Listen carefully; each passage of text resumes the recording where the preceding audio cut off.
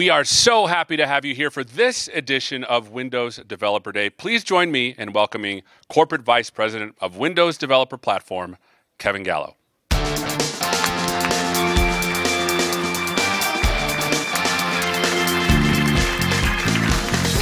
Good morning, everyone. Welcome to Windows Developer Day. Today, we're going to share some of the new platform features coming to Windows 10. I'm excited to see so many familiar faces in the audience today. And I'm also like to recognize everyone joining us on the live stream. Thank you all for being a part of our community.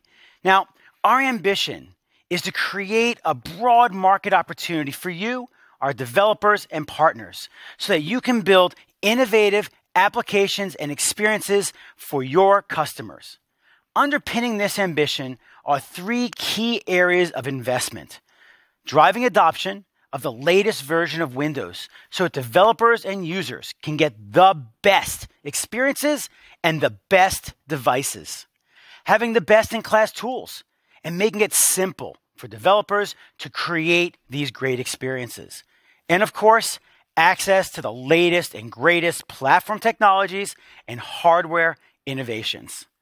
There are more users on Windows 10 than ever, with over 600 million active devices, and over 60% of them are on the latest version of Windows, which is shipped less than 5 months ago. The next update of Windows has thousands of new features and capabilities, and we're going to focus on 3 today: making it easier for desktop developers to modernize their applications. We'll be introducing AI for Windows, and how we're expanding the intelligent edge through Windows IoT. Let's kick it off with app modernization.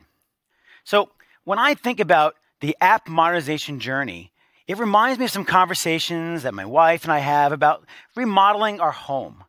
For us, the most important thing was to avoid anything, and I mean anything, that would make us relocate during the remodel, because that would just be too impactful to our lives. Now, on our list, I think we all have our lists, we had some small things we wanted to do, like painting some walls where my mini Picassos had started their art careers. Anyone else have kids that do that as well, right on the walls there? Yeah, it's always fun. It's beautiful. And then, of course, we had some bigger things, like updating the kitchen, which also is well used by my 7 children.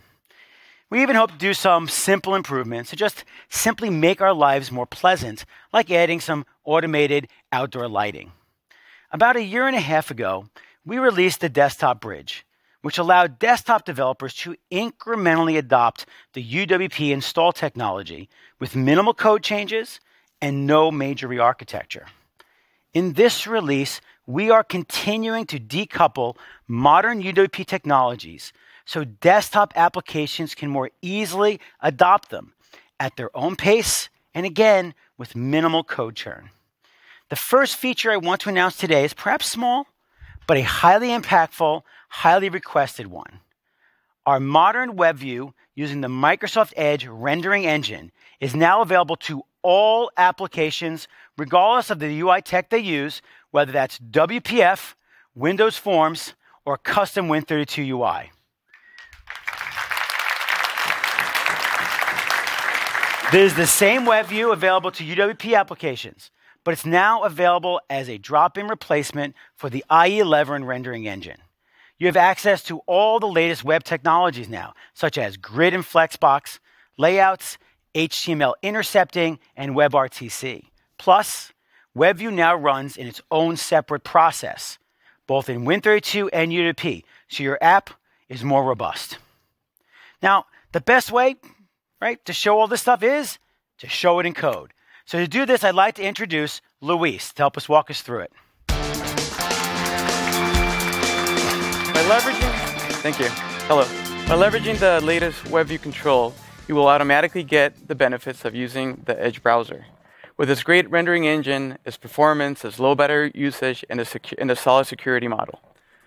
The Edge rendering engine is a significant upgrade over the IE11 web controls for many reasons. As Kevin mentioned, one of the main things that it does is you can actually do things like WebRTC. You can get support for ECMA scripts 6 and 7 and many more things. So let me come over here and kind of give you guys a walkthrough of some of the comparisons between what you get between the IE11 web browser control and the Edge rendering engine. What we have here is a Win32 application, and what you're seeing is we're actually browsing both sides to the HTML5test.com site.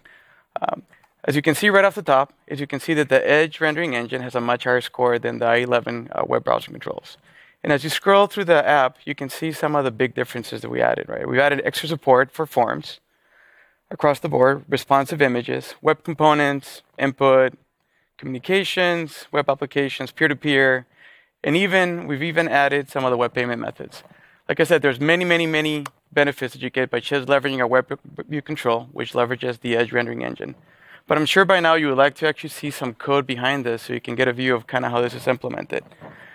One of the things as I switch over, one of the things I want to make sure you guys understand is we want to make sure that our .NET developers have a very easy programming model when they're leveraging this. So as part of that, we're actually building some wrappers for both WPF and WinForms. So you can easily leverage a web view controls in a very pragmatic way. So what you're going to see here is the sample code that actually runs behind this. And as you can see, it's a very basic, it's a very simple control built for WinForms. And as you can see, it's actually consumed in exactly the same way like any other web control kit is consumed. We take advantage of the fact that WinForms actually has an amazing layout rendering engine, so it's easy to actually take advantage of all the resizes and everything. So if you're a Win32 developer and you're using WinForms or WPF, there's a great opportunity for you to easily move over and start using our web view controls. One of the things we'll be doing over the next couple of months is releasing an open source version of both of these controls for WPF and WinForms as a NuGet package. So stay tuned. Now back to Kevin. Thanks. Thanks, Luis. Now, next, let's talk about applications and containers. Now, as part of the Universal Windows platform, we introduced several pieces of containerization. The first one was a modern installer and updater. We also introduced a modern security model that protects user, device, and system state, and a flexible deployment model that supports modern distribution systems. Now, while we gave Win32 developers access to many of these features through the desktop bridge, we got feedback that developers wanted even more than you had even in the Universal Windows platform. So today I'm excited to introduce MSIX, our vision for a complete containerization solution. MSIX inherits all of the great features from UWP, including reliable, robust installation and updating, a managed security model with flexible capability system, and support for the Microsoft Store, enterprise management, and many custom distribution models. Over the next few releases, we'll be adding highly requested features like application customization and configuration without requiring repackaging of the application itself. We'll add more container security options to cover a broader set of desktop scenarios. And of course, most importantly, MSIX applies to all Windows applications, Win32, WPF, Windows Form, and of course, UWP.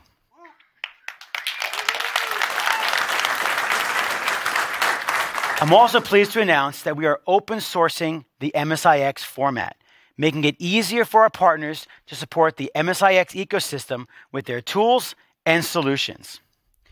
We partnered with Advanced Installer, and I'm pleased to announce the release of Advanced Installer Express Edition. This is a free tool to easily modernize your desktop installer. It has a great UI, an interactive converter, and Visual Studio integration.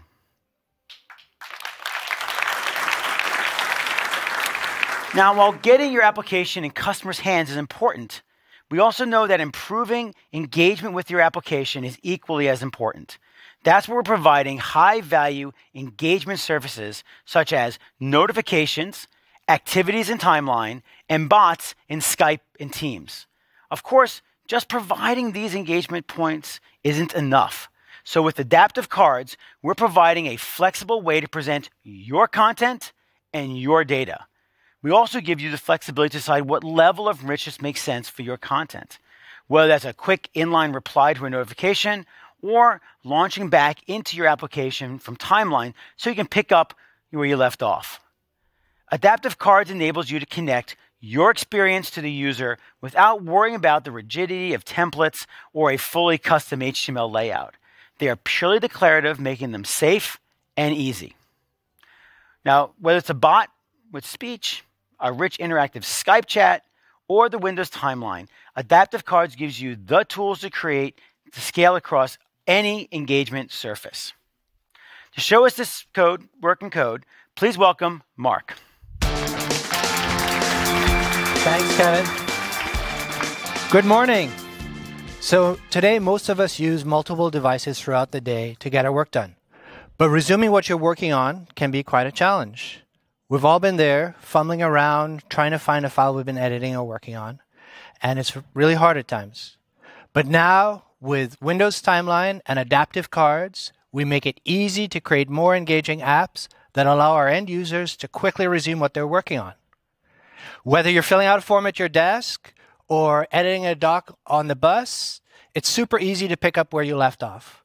And because this is all powered by the Microsoft Graph, it's available on all your devices. So let's take a quick demo of this using a Contoso line of business application.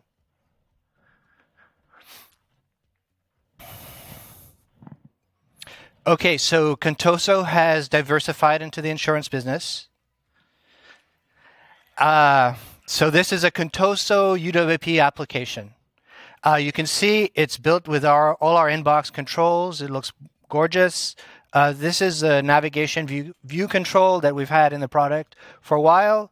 We continue to make improvements.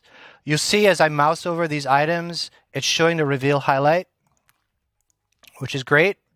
And it's super easy to put this together in your application while retaining the important branding elements for a company.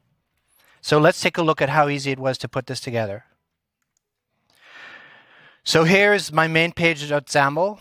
You'll see right here I have a navigation view control and all the different navigation view items defining the UI of the app. So let's go back to that application. So this app is being used by a claims officer, who's Justin, who's logged in right now. And Justin's job is to assign incoming claims to insurance adjusters. So you'll see there's a notification right here that there's a car accident. So he's going to go ahead and assign this to somebody. So he clicks on proceed. And up pops a pop-up with the location of the accident and some nearby insurance adjusters. This is using the Bing map control, again in box. And you'll see down here how the pop-up is blending with the background of the app using acrylic. Again, this is a Fluent effect. Let's take a look at that in the application. Again, super easy to go do this. Right now, we're using an acrylic brush set to the rectangle fill on the pop-up. So going back to the app, so Justin can assign insurance adjuster using the map, or he can use this bot. I'm going to go ahead and use the bot because it makes my job super easy. And that's also known as delegation. So let's click on that. So the bot comes up and it prompts.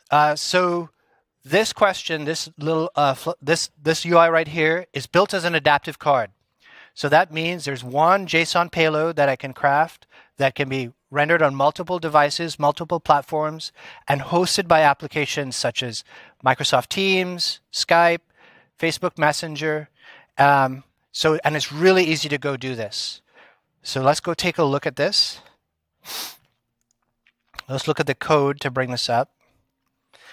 So right here is the code to read a file into a string. Here's where I do some parsing to parse the JSON file. Here's where I actually render this into a tree of XAML elements for this platform. And then I go and add the new element, the root of the tree, to this grid panel right here. So again, super easy to go do. Later on in our demo, I'll walk through some of the JSON payload as well as how to publish an activity to the timeline.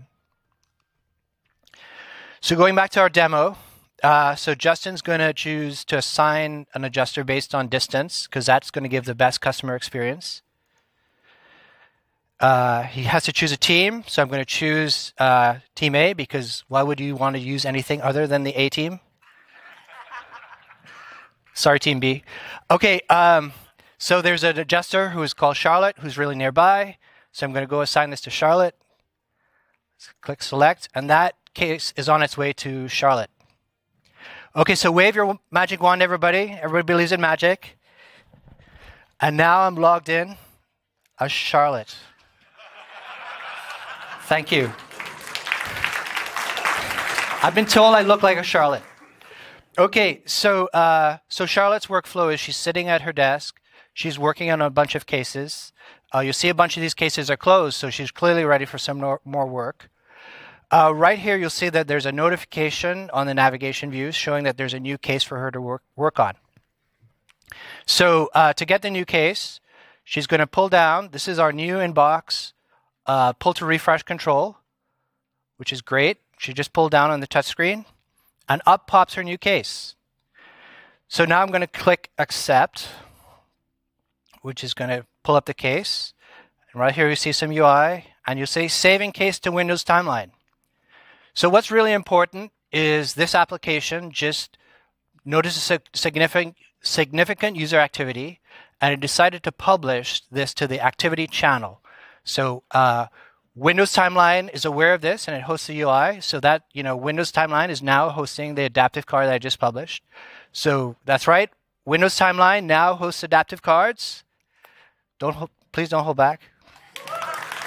Thank you. Okay, so let's take a look at that on the timeline. So I pull this up. You'll see all the different things I've been working on. And right here is the activity that this application just published. And we'll see what that looks like to resume in a little bit. So let's take a look at the code to go publish that activity. So first of all, here is the JSON payload for that card. And we'll go through this a little bit more. And here is the code to create that new activity and publish it to the current session. So again, I'm parsing. I'm setting an activation URI for the current case, so the app knows what to go do when it's activated.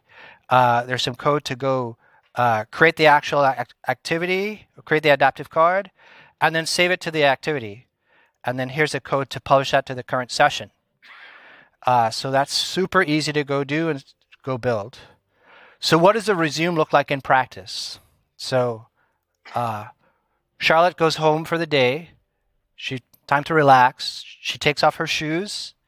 And what better way to relax and unwind after a tough day than to work on an insurance case? So she pulls this up. She clicks this on. She clicks this.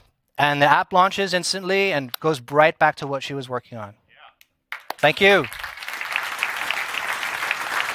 So as I mentioned, these are available on many devices because it's all published to the Microsoft Graph. So now Charlotte's on the go. And she's left her PC in her car. She's walking around trying to find this guy, Alex. She needs to find that address again.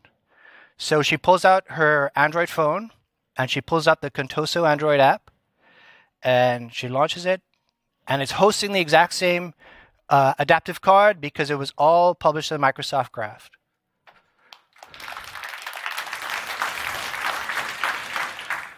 Okay, so two more things I'm going to show you. First of all, we'd like you to take a look at the Adaptive Cards website, adaptivecards.io. It has a pointer to all our documentation, the schema, a visualizer. There's a WYSIWYG editor, which allows you to quickly do some in-place edits. How to do Hello World. And right here, you'll see the UI has changed as I edit it. And then the great thing is there's this pull down that allows me to show what this looks like in different applications, which is awesome. Yeah, thank you. And then finally, one last thing. Today we're launching a new content for the Fluent Design System website. So I didn't touch on all the aspects of Fluent in my demo, but I showed a few. There's also new controls that I didn't get to show as well, such as tree view and swipe. But take a look at this website and let us know what you think for both of them. Thank you very much. Back to Kevin. Thanks, Mark. That was awesome. I'm happy to announce that we're releasing our Adaptive Cards 1.0 packages today. They're completely open sourced and available on GitHub. Go, check it out, contribute, and give us feedback. So let me change pace a little bit here and talk more about how modern applications and experiences really are building new expectations, have intelligence built in. Developers are using AI to build experiences that enhance productivity in novel and different ways, that learn from the data that's around them. They improve based on customer usage. Over the past year, Microsoft has delivered major advances in our services, infrastructure, and tools for AI. Most of those advances, however, were mainly focused on the cloud. Today, we're excited to talk to you about AI on Windows. And to do that, I'd like to welcome Cam, who will tell you more about that. Thanks, Kevin. I'm super excited to share this stuff with you today.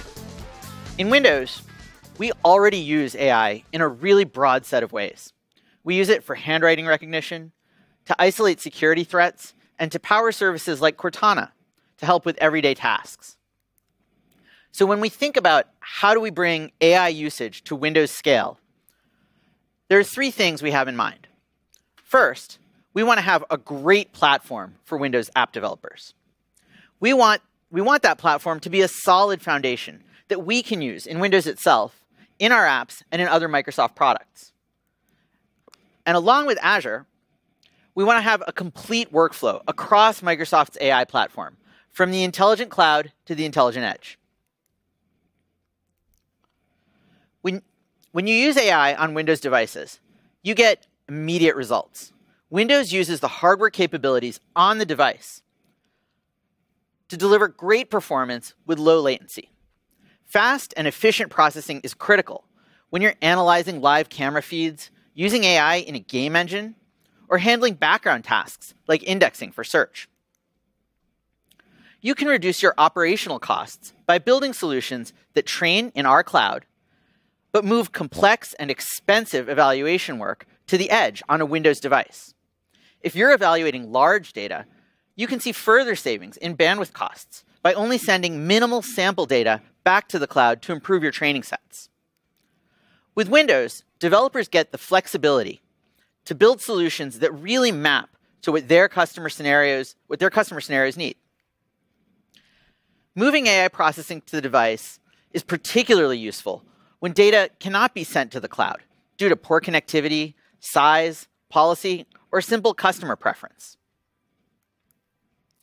In the next update to Windows, developers can use pre-trained machine learning models to power their apps and experiences using a new API called Windows ML.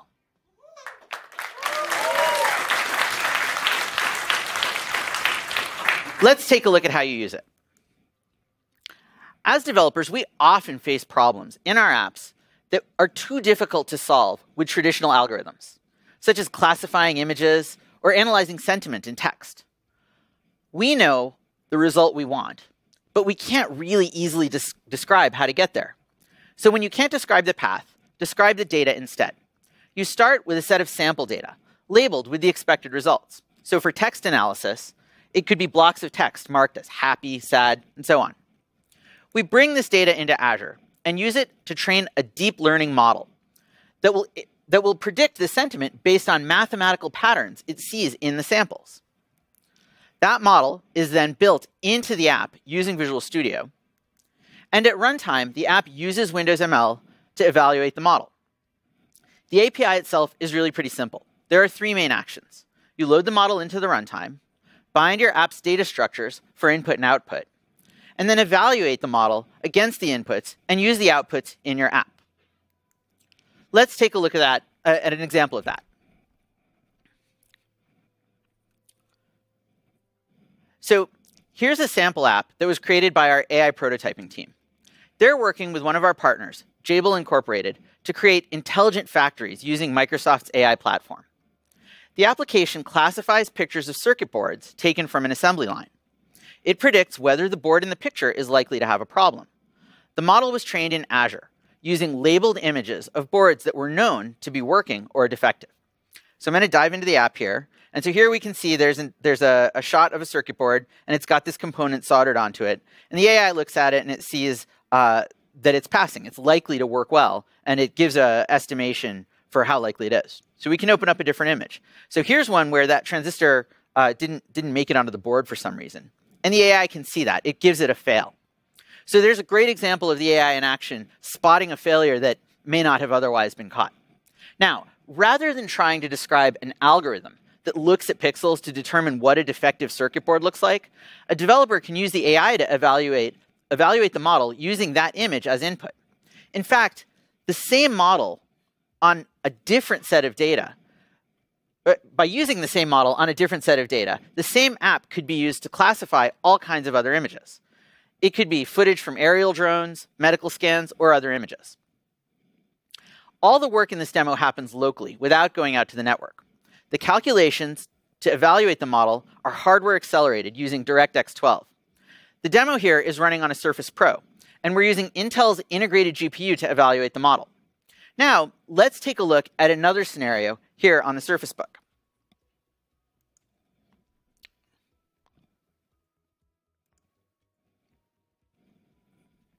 In this app, we're using a technique called style transfer.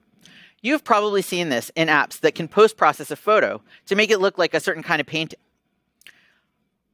We're using a model that was trained on separate sets of artwork, each from different master artists.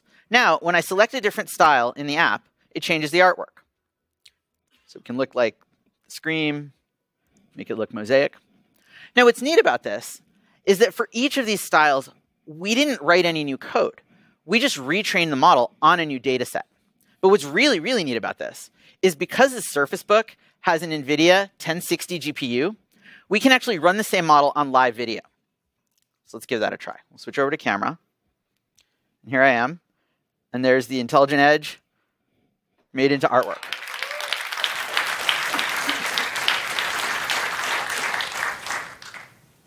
Now, we even optimized the camera pipeline for these types of scenarios. Video frames go from the camera right to the GPU efficiently with no extra copies. This even works with ink. So we'll switch over to ink. Switch over to ink. And make a little 6-man. And he's a work of art.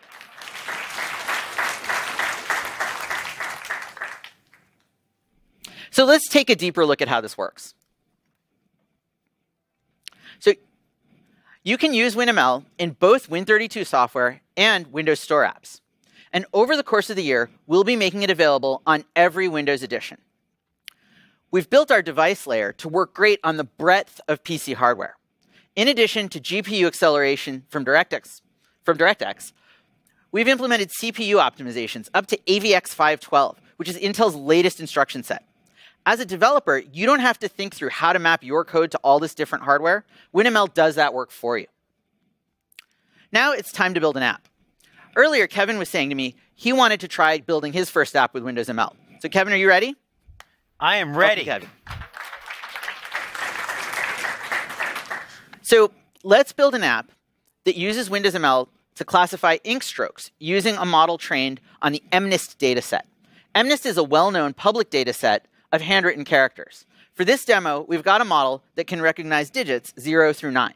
Cool. I'm going to start the application and show you what we're building, because it's always easier to show the application. So here, I have this ink canvas, pretty typical, and then some buttons. So all I have to do to get recognized is I'm going to go write a number, then I'm going to click recognize, and it goes and it finds and gives me a 3, just like I wrote. So let me hop over and show you how I built this application. So the first thing I have to do is get the model imported in. So I'm going to go add to my assets the actual ML model. It's an existing item here. MNIST, that Onyx. I'll include that. So it's an Onyx file. What's an Onyx file? Onyx. So Onyx is a standard model file format. It's for interchange, and it was created in partnership with Facebook, Amazon, and others. It's supported natively by Windows. Starting today, you can create Onyx models for Windows using Azure Machine Learning, and coming soon with the Microsoft Custom Vision service. You can also create models for Windows using WinML tools, which convert to ONNX if you're already using one of the popular AI training toolkits that are out there, such as Caffe or CNTK. Cool. Great flexibility. So the nice thing is, once I've imported this model, I don't have to go figure out what's inside of it. Windows automatically goes and creates some classes for me. So let me hop over and look at this C# file that was automatically generated. So it gives me 3 classes. The first one is the input. And this is all derived. I didn't have to do any coding here. It's in the model that you trained. The input was a video frame. The output is going to actually be an array of 10, from 0 to 9, 10 items and 10 digits, at least in our number system. And it'll give a weighting about the probability of any of those items. So it'll come back in that array of numbers. And then the typical wrapper class, we always get a wrapper class. It wraps the object. It makes it easier, a creation function. And then an evaluate function, it takes the input and gives you an output, and you can call it as many times as you want. So very, very simple there. That's all generated code. I didn't have to do anything other than include the model. Now I'm going to hop over to the code where I had the ink canvas and the buttons. So first thing, step 1, always highlighted in the code here so I don't screw up, which is, get the, create a model object, an input object, and an output object. Then now we're going to go into the simple loader where I load the model in. So at load time, I take one time, I load the model in, create that object. Very simple code here, pretty standard. The next step, get input. So we go, when I hit the button, basically recognize button, it grabs the image from the ink canvas. There's no code here to do anything with inking. That was all built into the ink control that we showed many, many times. Then I call evaluate on that input. It gives me back the array. And then I simply iterate over. In this case, we decided to be simple and give you the highest probability item. It might be that, say, 2 of them are close. You might do some disambiguation or help the user with some auto-suggestion or something like that. But it's very, very easy to go and create an experience wrapped around all of that great machine learning, all trained in the cloud. I didn't have to do any algorithmic code to go, okay, under either. We do lots of stuff to recognize it, but this was just automatic for us. Excellent. That's awesome. Thank you, Kevin. So now that we've seen how easy it is to use AI on Windows, let's take a look at how we're using it in one of our own apps.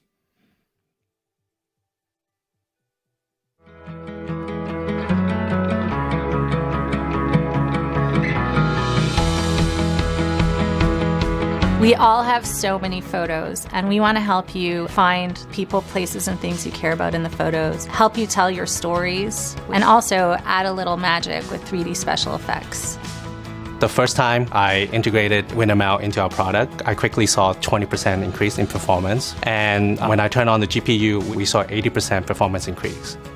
WinML saved us a ton of time. We were able to focus on our data, our models, and our user scenarios rather than store compliance and how to run across hardware.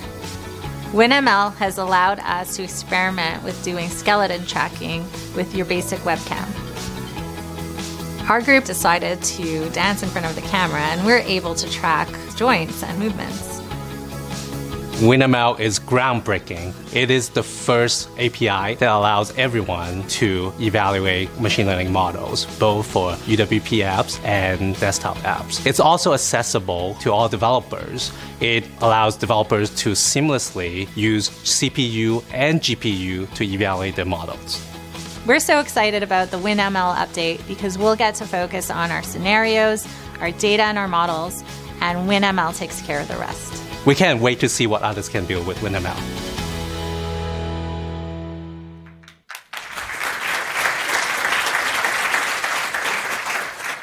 That was awesome. So everything you've seen so far is coming in the upcoming update. But I want to give you a little sneak preview of something that's a bit further out in the future. I mentioned earlier that our device layer works on both CPU and GPU. But what I have here is something different. This is a dedicated AI processor from Intel called the Movidius VPU. It's on an add-on card that can be included in a PC, and it can run AI tasks very quickly and efficiently. We've been working closely with Intel to bring support for these processors to Windows ML. Let's take a look at some early progress we're making on this. So this app is a simple image classifier. it uses a public model called SqueezeNet, and it's using WinML to run on the Intel VPU. The app looks at images and shows you labels of what it sees.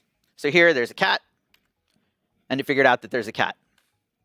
There's baseball, baseball. Chair, folding chair. So it sees it. Now, this is a pretty simple app. SqueezeNet's kind of like the hello world of computer vision. But what's great about this is it's actually running on the VPU. So I'm going to switch over to Trusty DXDiag, and we'll zoom in. And you can see there's the Intel VPU accelerator powering this experience. Now, what's really exciting about this is this same app can run across CPU, GPU, and now VPU with no code changes required. The developer didn't need to know about this. It just worked. And that's the kind of developer productivity you can only get on Windows. Thank you so much for your time today. It's been awesome to get a chance to share this with you. I'm super excited to see what you all will build with Windows ML. Up next, here's Amina, who's going to tell us about Windows IoT.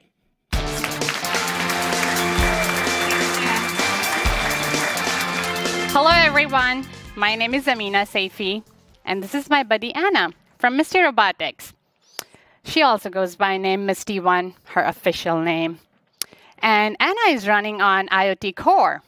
I love being a nerd.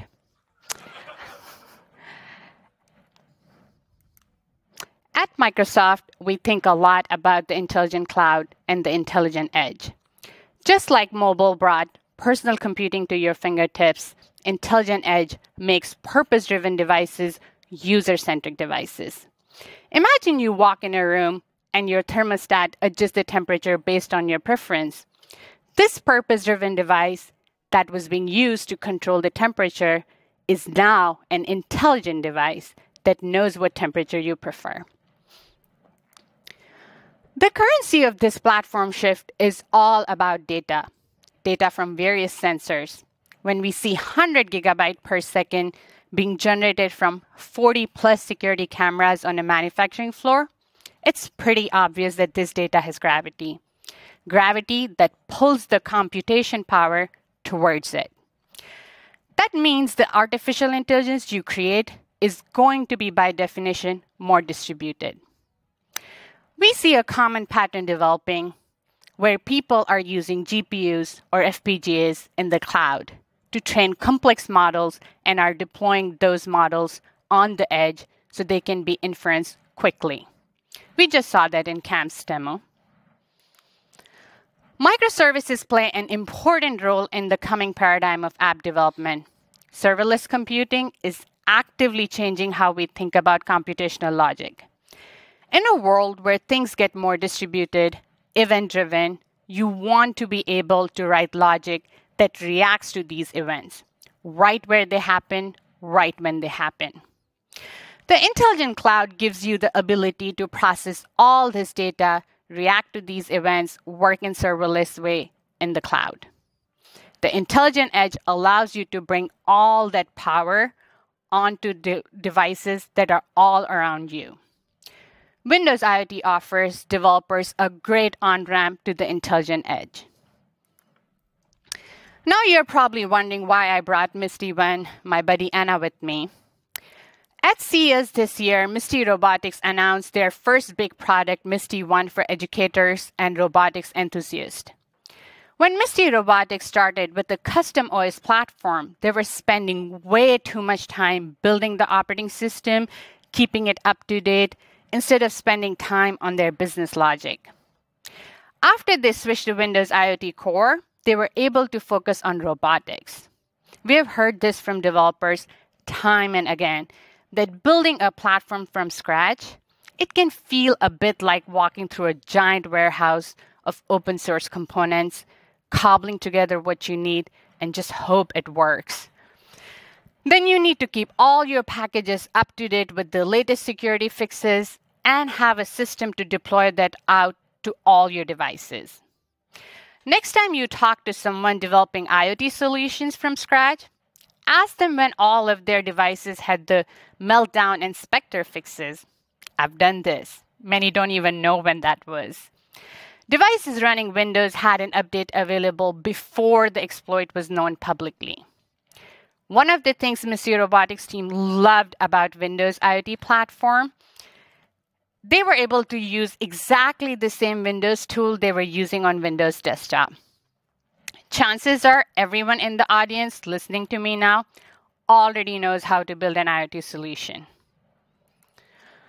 This is a medical device used for rapid bidirectional sample transport for blood test and vital tests. It has a multi-view camera vision system with 360-degree view. It eliminates user error. Thank God for that. It's running Windows IoT Enterprise. Windows IoT Enterprise is great for powerful PC and serverless class hardware. You'll see companies choose Windows IoT Enterprise for larger devices such as this medical device, ATMs, or even industrial scales. To summarize Windows IoT benefits, with focus on building product logic and not operating system components, you can get to market faster than any other platform. Windows works right out of the box for a wide range of hardware. We provide you robust security features. We have a worldwide device and app update infrastructure. A team of security and privacy experts to respond quickly to new security threats. With 10 years of security updates available for commercial solutions, you know we are with you, fixing every security bulletin well before the bad guys get to it. Whichever edition of Windows you choose, you benefit from Windows having the best developer experience, the fastest developer experience from concept to iteration to market, because you already know how to build a Windows app. Same tools, same workflow, Visual Studio, remote debugging, etc., etc. It's all here, exactly the same Windows development you already know. The intelligent edge is about bringing cloud computing down from cloud onto your device. You can accomplish this quickly and easily on Windows using Azure IoT Edge. This component of Azure is in public preview today. Does anyone here want to see a great example of how we can turn a simple device into a smart device using the intelligent edge, an intelligent device? All right. So this is Zogo Mini 4K. It's a digital signage appliance by one of our partners, Zogo. When Zogo wanted to build a digital signage appliance for their customers, they chose Windows IoT Core for the ability to use exactly the same applications they had already built on PCs because they also have PC-based digital signage. It was a pretty easy transition for them. Now let's see current Zogo offering in action.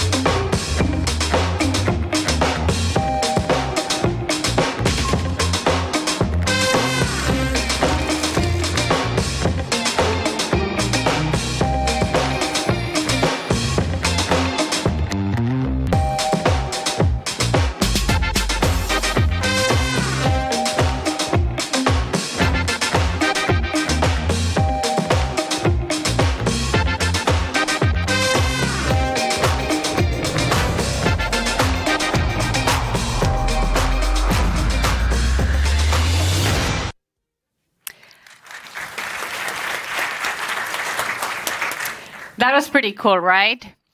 A complete turnkey solution that lights up any display under 2 minutes. And you can do this today.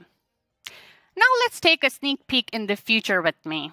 Imagine if the digital sign we just saw could have been smart enough to know who the audience is and could have catered content without human intervention. This would have freed up the guy who was manually updating the sign to go talk to his customers and sell more bikes.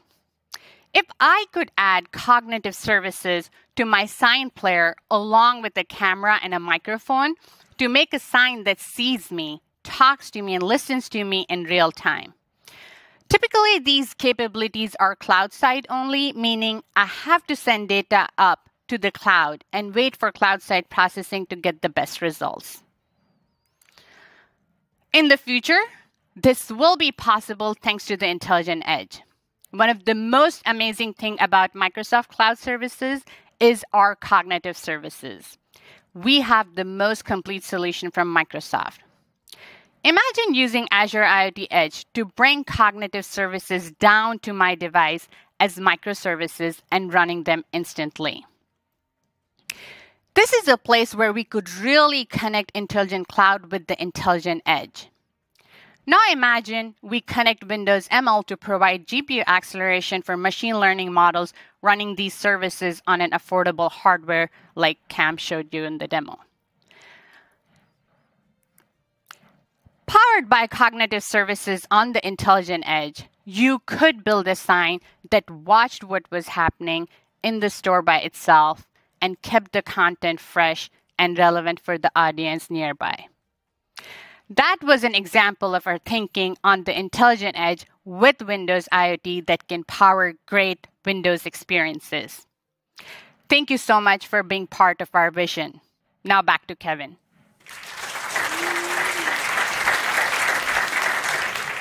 Thanks, Amina. What a great example of innovation on the intelligent edge. We talked about 3 key innovations coming in the next update. Application modernization, introducing Windows ML, and Windows IoT Edge. Now, I welcome you to explore the thousands of other new features and capabilities in the latest update that you can now get of the SDK today. We'll have more details to share at Build, and I hope to continue this conversation with many of you there. Thank you for joining us today. All right. We are going to have a live Q&A coming up next. You can submit your questions at aka.ms/windows-dev-day. We'll see you right after this tiny break.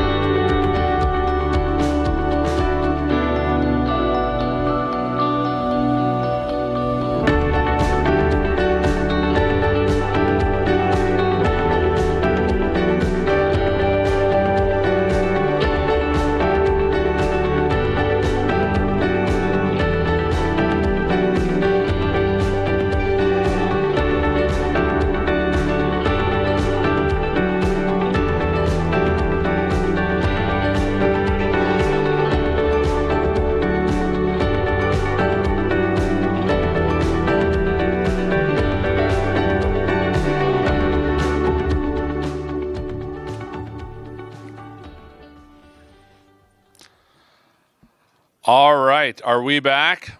We are back. Welcome to the live Q&A portion. Everything has been live today, of course, but we want to make sure that we get some Q&A from the folks in the audience. So that's probably my favorite part, because if nobody asks questions, I get to ask whatever I want. Absolutely. And you talked about AI. Yep.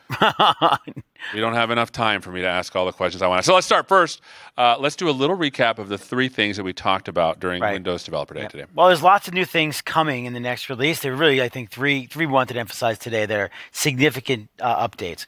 One is modernization of applications. There's a journey we know a lot of developers are on, and we want to be there with them, and we're going to help them. There's several things we announced that will help them along their journey, all the way from adopting new technologies in the desktop, all the way to some new innovation features for re-engagement, like cards and timeline.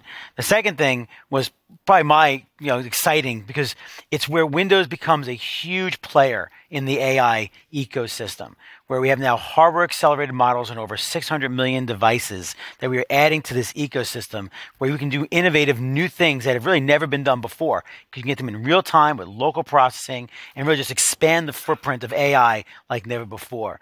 And the third one really is about expanding this edge and bringing Windows to the edge, where there's new capabilities with some new devices in IoT, leveraging all the great new security work, the new capabilities, and the great productive development tools being leveraged by our developer ecosystem to target. Our developers have never had a more exciting playground than they have today.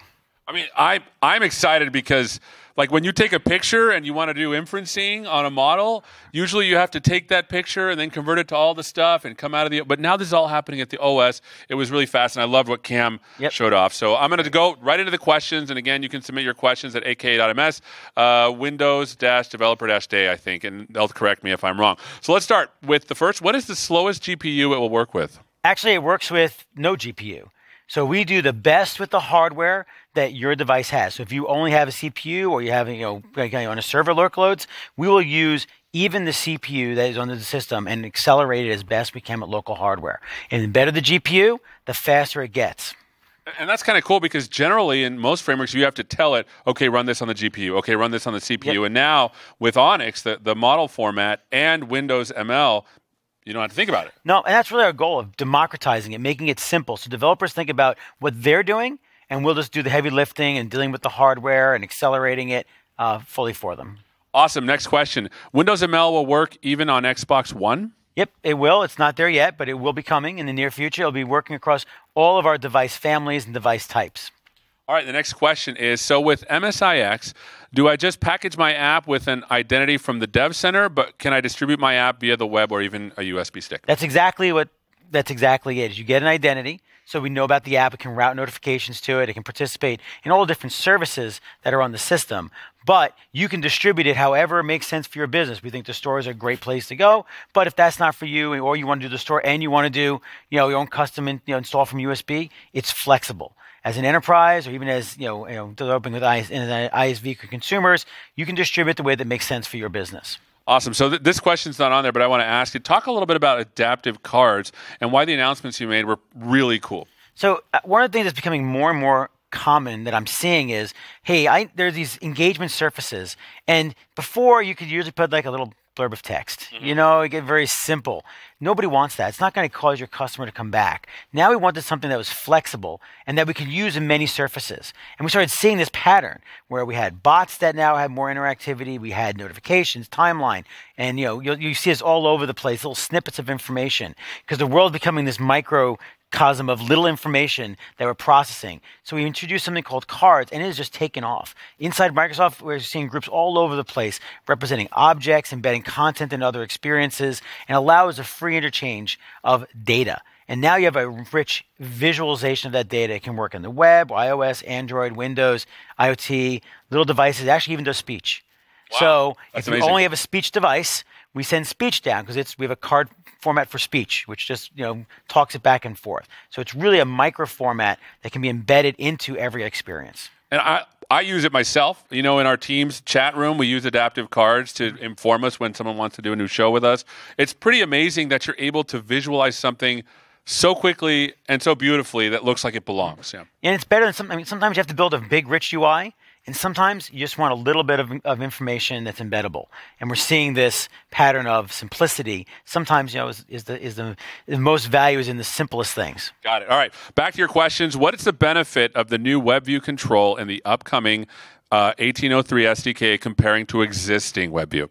So let's first talk about what we announced. There's WebView in general is getting one feature, which is the ability to do it out of proc. So if you're hosting ads or content from somebody else's site, that is something you want to do for isolation, for some robustness of your application. And universally, that's one feature we're adding that's been, I think a lot of people have access for that feature, for robustness. The second thing is, right now, if you have a Win32-based application, which is WPF, WinForms, or some custom HWin GDI-drawn app, you have only been able to get to the i11 rendering engine, which has aged a bit and doesn't support many of the new standards. Now, in any application on Windows, regardless of the UI framework or how you've built it, you'll have access to the new Edge rendering engine that renders all the content in the Edge application. Now you get all those features. Those get updated every release, and you get modern technologies there.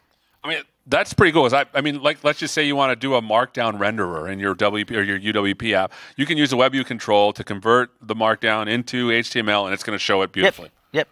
It's actually, I think, the number one requested feature we've had for Windows is being able to show that content. Awesome.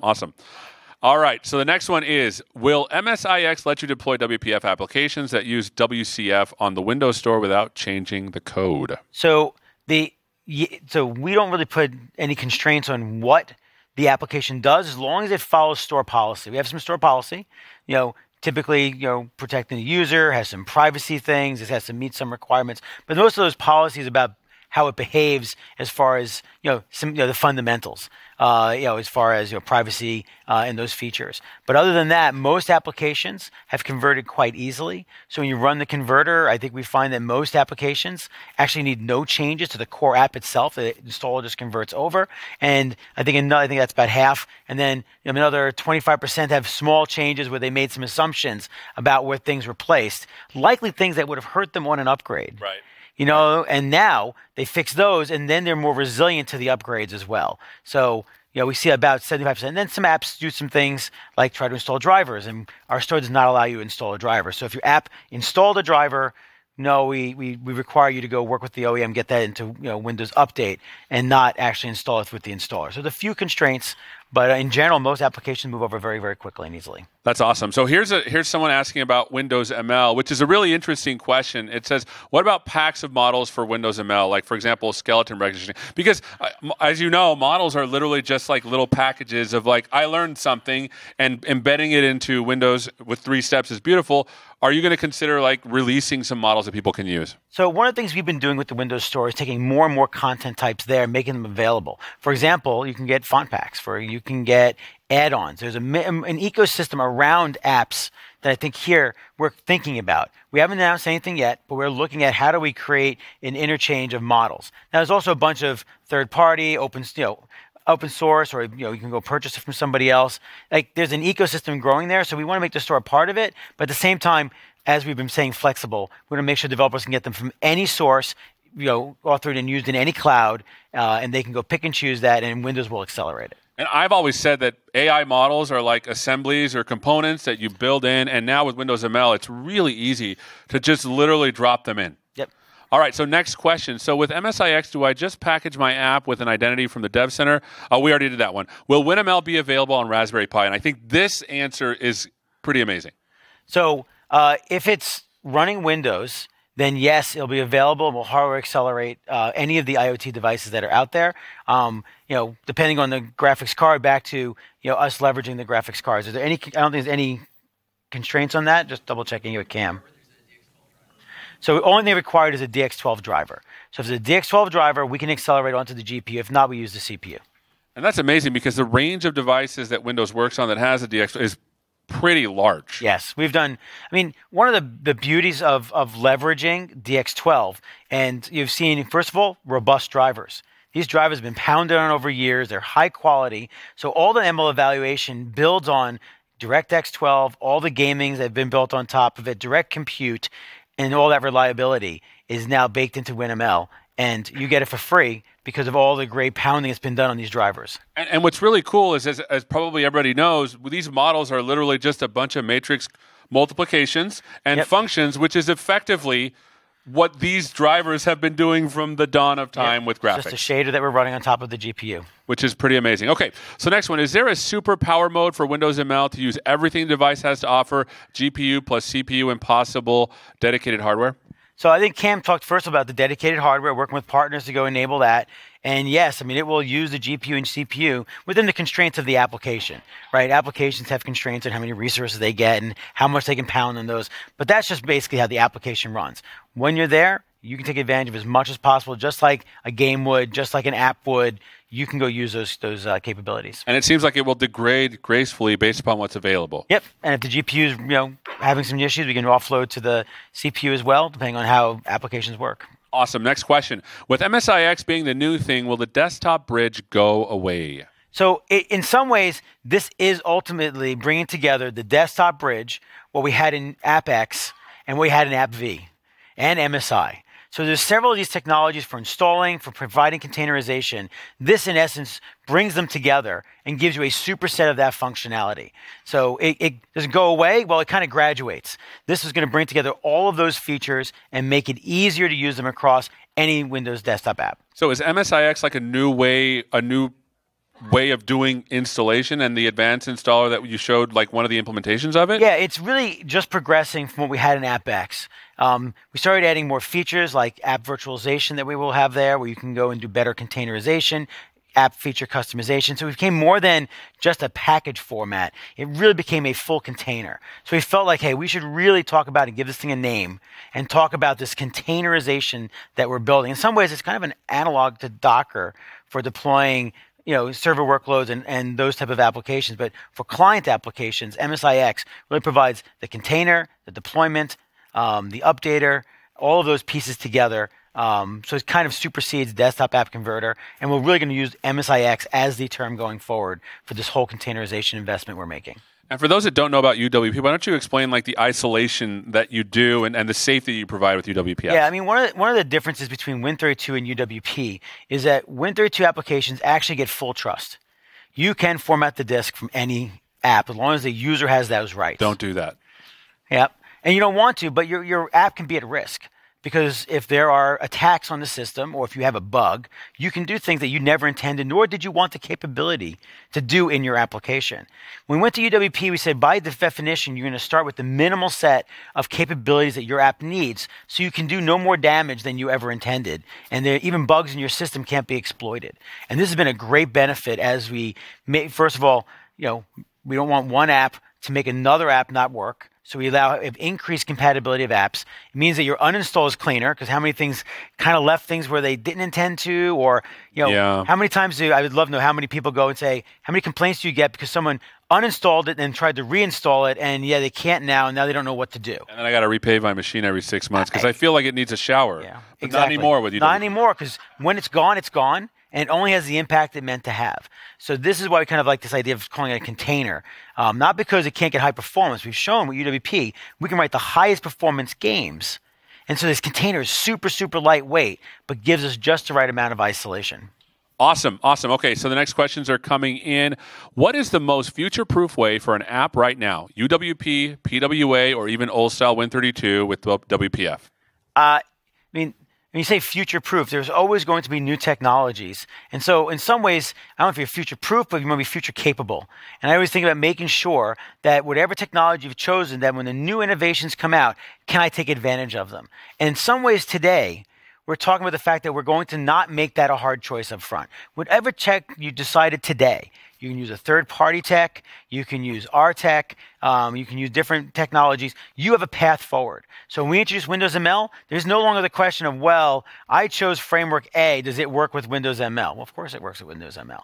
When I chose framework B, does it work with, the new installer? Of course it works with the new installer. So in some ways, we don't want that to even be a question anymore. And the fact that you had to ask that is something we took a step back and said, hey, we shouldn't have to make those hard choices. You pick the framework, you have a code base, you can always take advantage of the new feature. Now, obviously, if it has a direct connection, technically, you may need to move a couple of components at once. As an example, like I use my kitchen. You can still do the appliances, but if you had white appliances and you want stainless steel, it's going to look ugly until you kind of replace all of them. So you may want to kind of do those in bulk. Even though we're not requiring it, you may end up doing the change of several things at once, but you may not do the cabinets. It's like you've been to my house or something. This is kind of embarrassing. And the cool thing is that when you standardize on Windows ML, particularly for the Onyx file format and all the frameworks that are supported there, in effect, you're saying anything that supports this will definitely work in Windows ML, which is kind of cool because it's a standard. Yep, and again, that's the future proofing is there's always a path forward, and we'll make sure we keep moving developers forward in a nice incremental fashion. Awesome. Next question. Will Edge on WPF WinForms work on not sandboxed apps? Yes. Okay, so it's just like if you're building your WPF application and you build you put in the, and I think they meant the web view. The web view, yes. It'll work. Okay. Yes, the web view will work. It doesn't have to be a sandbox app. And again, the level of sandbox, we're going to expand the levels of sandboxing. It's not that we won't want apps. In the past, UWP applications weren't able to do system-level things. We're going to add system-level capabilities, but only if you ask for it. And in some cases, we'll probably vet the app a little bit to know why they're doing it. Because if you actually, I want every keystroke in the system. I don't know that an app should always get that if that's not from a known trusted sounds source. Shady. And so our store goes and says, hey, you got to tell us what your legitimate reason is for needing that capability. And if it is legit, fine. But we want to make sure we protect the user that they get it's an app that's intending it for a good reason. And so some of these system things we'll just do a little more vetting. But in general, you should be able to use, if it doesn't need the sandbox, it doesn't need the sandbox to go run. That's awesome. Okay, next question. Windows ML looks pretty awesome. Is this going to be a feature only available on desktop, or will it span across other Windows devices, i.e. Surface Hub, mixed reality devices? Like, I want to ask that question. Every time they ask that question, I want it to hear the answer again. Yes. This is the amazing part of Windows ML. Any DX12-based hardware can hardware accelerate it, which means all of our devices support DX12. So yes, it will go across the entire Windows device family. Again, I'll repeat, it'll be once we release it, it'll be the largest addressable market of hardware accelerated ML models on local devices. Nothing else touches the 600 million that we have. And that's amazing, right? Because, I mean, the types of devices that Windows supports that have DX12 is just amazing. Like the kind of models that you can build. Imagine the little tiny devices that you can do with IoT. And, I mean, it's just an amazing thing. And that experiences that Cam showed, like the real-time performance, like, to me, I think I was telling you this late before, as we were just chatting about it, it's like when gaming got hardware accelerated. Like, no kid expects to play non-multiplayer games. If you're young, it's like, you played non-multiplayer, like a non-real-time experience? Like, I didn't know that existed, and why would you do that? Because it's just a built-in expectation. Why wouldn't you do real-time ML evaluation on the local device? It's going to be fast, interactive. It will change the game, much like hardware-accelerated graphics did. And I think we'll get there faster. We already have an ecosystem of hardware out there that just runs it now, and I think it'll just change the game. Awesome. And here's a good question that's to sort of differentiate like what Windows ML is doing. How long does it take to train a data set? Now, my understanding is that Windows ML does model inferencing, which is like once the model is built, then it does prediction. Yep. This is a different thing. This is something that typically you do in the cloud because you get better scale. And it really depends on what you're trying to do. It's almost impossible to how long. If you want to do something really complex with deep learning models, that'll take more time. If it's something simple, where you're just taking some images and you want to recognize a simple object, that'll take less time. Yeah, and it just depends on the models you build. I mean, some of them run for weeks. Yep. But you want those to run on our beefy. We have deep learning VMs that are so beefy that'll just run really fast, and it's pretty cool. Next question. The Windows Insider program has a jump ahead option. Does the jump ahead have all the features that are in the Insider stream for the next release? I believe we are now feature complete in the Insider builds. There might be a few things that are kind of tucked away and haven't been opened up, but most things are in the Insider build now that are coming. From a developer point of view, everything is visible. Maybe some of the end-user features are still being polished, but every developer feature, we were platform complete, I think a few weeks ago. So every developer feature is in the SDK. That's awesome. Awesome. Next question. Will MSIX work on older versions of Windows 10? So for the set, if you use a feature set that is currently available through AppX, those we did with the desktop bridge. I think it was Default Creators Update. I can't remember exactly which one, but most of the features will work on those releases and above. As we release new ones, new technologies like configuration, those only work on the latest version. But right now, most of the feature set that you've seen with it will work on the older version. Awesome. Next question. Can I use Azure Cognitive Services with the IoT Edge or Windows ML? Example, facial recognition models built with Azure Cognitive Services. The answer is yes. The answer is yes, and it will work in the cloud. We did give a sneak peek of trying to go do some of that locally. But right now, you can use the cloud. You can completely, the Azure, the Intelligent Cloud, Intelligent Edge, as Satya has called it, now I think has this complete story. We have all this great capability in this Intelligent Cloud running cognitive services and the ability to go train models. And now we have all the ability to run it to the client. So we've really completed that end-to-end story. So yes, Azure Cognitive Services work now with Windows ML. You can train the models, push them down, and they'll work. And it's cool because you can actually download the models directly, for example, from Custom Vision Service. Once you train it, you can go to the download and download it in the right format and burn that. Like, hey, I just got a new assembly. Just put it right into your app and do the really 3 steps that Cam showed and you showed, which was pretty amazing.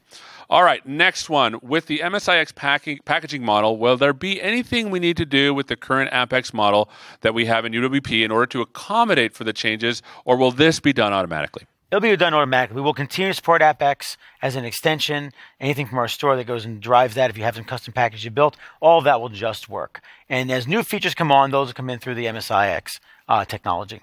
I mean, I'm kind of biased, but I'm excited about Windows ML, and there's not like a question up there. So I'm going to ask a couple of my own questions. Like, what are you most excited about when it comes to Windows ML? Why is this something that we're focusing on as a company? So I think there's really 3 things that I think are unique when you're running it local. I talked about, we showed a lot of this real-time processing, and it changes the game there across a large, high-quality install base of devices that will get updated, as I think I said, 60% in 5 months. So you think about 6% of 600 million in 5 months, 300, just do that math. As the next version rolls out, and I didn't say it here, when I announced it the last Windows Developer Day, the previous version, we got to 50% in 6 months. So we increased 10% in a month shorter. That's amazing. We are driving out faster and higher quality releases. So we'll be hitting some huge number of devices in a short period of time that can do real time. The second thing is, as you go to scale, and if you run a very high scale with ML, it can be expensive time-wise and to get that latency that would go back, or even running those models costly by running them in the cloud. By running them local on the device, you don't have to pay that. You can go and do little things, and we've talked to many customers who go, hey, man, it's costly to run some of this ML stuff when you're running it across. Of course. You have 100 million customers, you got to go do that. Well, now by running it locally, you can get all of that scale, and you can feel liberally start using it more and more throughout your application versus saying picking and choosing where the value equals the cost. And I think that will change the game. Like, I can just use it everywhere, and I'll just keep trying. And as you see the value, you just get more and more of these modules there. And I think those kind of like the 2 big things that say this will change the way you think about using the feature. And to me, that's amazing. Because the model, I just think of as a unit of execution, right? And training it takes a long time, and that's something you do in the cloud. But if you're doing inferencing, doing it locally and there just changes the experience a little bit. Absolutely. All right, so last question, because we only have about 2 minutes left, and then I'll let you do your call to action. What do you want people to do with what they've learned? Right. When can I start using Windows ML? So you can start playing with now in the Insider builds. So with the SDK, you have the ability to start using it all. You start to give some demos there. There are plenty of models out there that you can go start to just use and see. I think the key thing is get a feel for how ML works versus, hey, writing an algorithm yourself. I think there's something that developers will have to get a feel for. It's not hard. It's just a different way of thinking about getting code and getting processing power and building the experience around it. So they can go do that now and start playing with it. And as soon as it's released, they can start delivering to their customers. All I know is that's the first thing I'm going to do when I leave here. I'm going to start playing with this stuff because I'm pretty impressed by it. Now, to finish up, what do you want people to do with what they've learned today? So the first thing really is to go get the SDK and try it out. Just like we said, there's nothing like real feedback by building something that you get your hands on. I was telling people, I love demos, and that's why I wanted to come out and do the demo, because it's just not real until I literally see the actual lines of code. If someone tells me it, exactly. I remember so much, but I get my hands dirty and play with it. So go try this stuff out, see how it works in your world, in your business. Give us feedback if it's not really succeeding, and actually if it's succeeding, tell me feedback too, because I like the positive news. Yeah. So that's really go start to use it. Think about ML and think about AI. And let's say the ML piece is really just the first step in our AI journey. Right. And we think it's the beginning enabler, really starting from the bottom. And so think about how AI is going to mean something different in your experiences and how you can go use that. 3, use Windows Timeline. I can tell you, re-engagement there is going to be key. There's so much content in the graph. Start to go add your activities, start to get that re-engagement with your user. I think you'll see dramatically higher usage patterns with your app and with your experiences, ultimately changing the way you do your business. Awesome. Well, thanks so much for being with us. Thanks so much for being with us in this Windows Developer Day. We'll see you at the next one. Take Thank care. you.